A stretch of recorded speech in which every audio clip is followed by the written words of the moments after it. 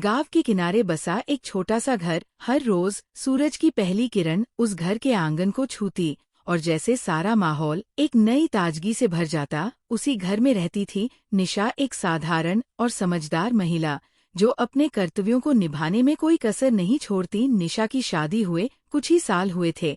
उसका पति राजेश शहर में नौकरी करता था और महीने में सिर्फ 1-2 बार घर पाता। निशा की जिंदगी में हर दिन व्यस्तता थी, लेकिन सुकून भी। घर के दूसरे सदस्य, खासकर उसका देवर अर्जुन, उससे बहुत लगाव रखते थे। अर्जुन, जो उम्र में निशा से कुछ साल छोटा था, अपनी पढ़ाई पूरी कर रहा था। वो हर वक्त चहकता और हंसमुख रहता, पर उसके दिल में कुछ ऐसा था जो उसने कभी किसी से नहीं कहा। अर्जुन और निशा का रिश्ता एक आदर्श देवर भाभी जैसा था। वे एक दूसरे से हर बात साझा करते। निशा ने अर्जुन को हमेशा अपने छोटे भाई की तरह संभाला, लेकिन अर्जुन के दिल में निशा के लिए भावनाएं कुछ और ही थी। अर्जुन को पहली बार अपनी भाभी के लिए कुछ अलग महसूस हुआ जब वह बारिश में भीगते हुए खेतों से लौट रही थी। उसकी साड़ी गीली थी और वह बालों को निचोड़ हुए घर की ओर जा रही थी।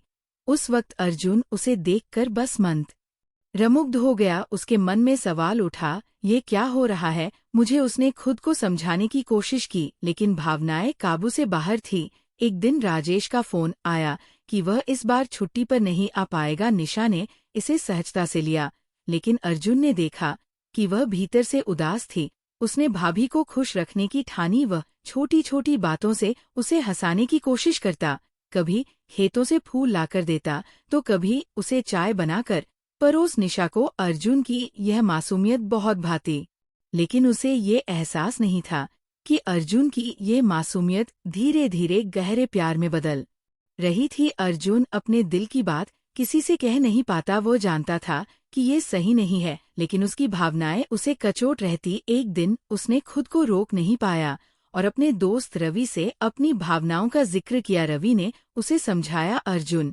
ये जो तू महसूस कर रहा है वह तेरा भ्रम है। निशा भाभी तेरे बड़े भाई की पत्नी है, उनकी इज्जत करना तेरा फर्ज है। तू अपने दिल पर काबू कर। अर्जुन ने दोस्त की बात और निशा से दूर रहने की कोशिश की, लेकिन जितना वह दूर जाने की कोशिश करता उतना ही उसके दिल की भावनाएं बढ़ती जाती। एक शाम निशा को बुखार हो गया घर में और कोई नहीं था। अर्जुन ने उसकी देखभाल की। उसने निशा के लिए खाना बनाया और उसकी दवा का ध्यान रखा। निशा ने उस रात पहली बार अर्जुन की आंखों में एक अजीब सी गहराई देखी।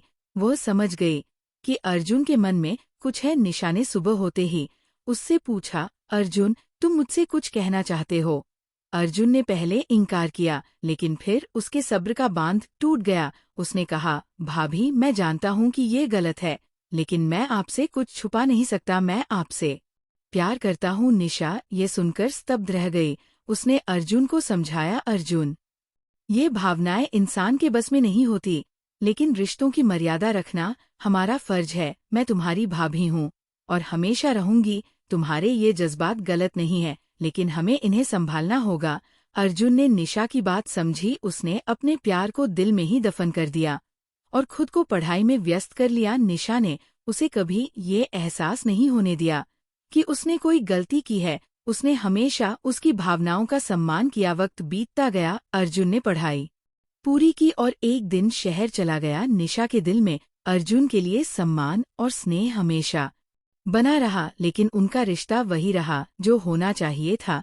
ये कहानी सिर्फ एक तरफा प्यार की नहीं, बल्कि रिश्तों की मर्यादा और मानवीय भावनाओं की जटिलता की है। इस रिश्ते में प्यार था, पर जिम्मेदारी भी, और यही इस कहानी को खूबसूरत और दिल को छू लेने वाली बनाती है।